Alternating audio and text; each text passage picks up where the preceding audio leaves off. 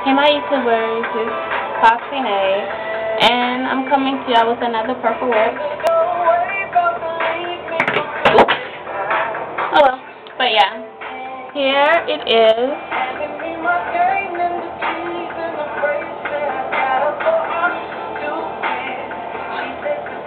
In the left hand, basically what I used was hip pigment, one of the hip pigments, and I forgot what color it was, but I'll have that in the description box. Milani for the black, CoverGirl for this middle purple, NYX in the CoverGirl color in white, and my NYX jumbo stick all over. That's pretty much what I used.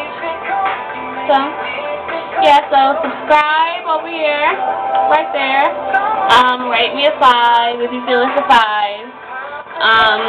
Subscribe, of course.